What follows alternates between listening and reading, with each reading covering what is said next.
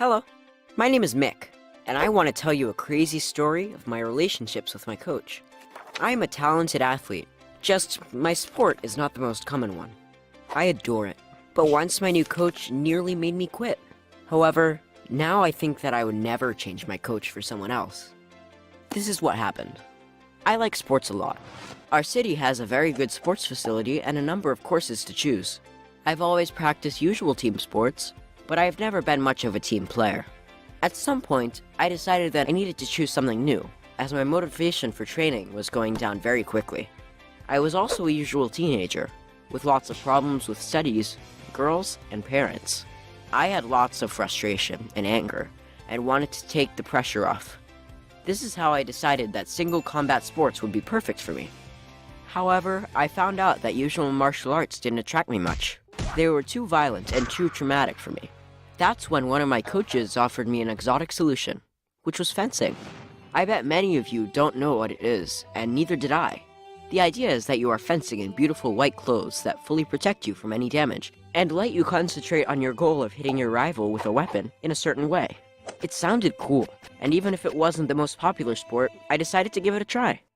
Unexpectedly, it turned out that I had a talent. My coach was very enthusiastic, and after several months of training in a group, he proposed to me to get a private coach that he knew, who was a very high qualified specialist. He told me that Mr. J, how everyone called him, made all his private students arrive to spectacular results, and that he was the best proposal I could get. Of course I agreed. Turned out Mr. J had already seen me at training, and he liked what he had seen. That was how I started individual trainings with him. I'm a bit ashamed to tell you about my feelings now, but at that time, I was telling literally everyone that I hated my trainings, fencing in general, and Mr. J personally. It was horrible. Mr. J turned out to be an authentic, heartless sadist, squishing all the energy and enthusiasm out of me. First thing he told me was, "You don't have any physical preparation, so now we will concentrate on this." I started with 2 hours of cardio and CrossFit, and when I was already gonna die, he told me, "And now we will be working at basic steps." I thought it was a joke, but he was dead serious. The worst thing was that Mr. J never had a nice word for me. He always had that sour expression, as if I was the worst student he had ever had.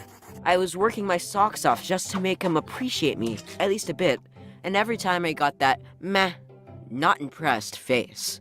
Several times a week, I had sparring with other fencers of my level from the common group, and I was doing my best to win all the fights.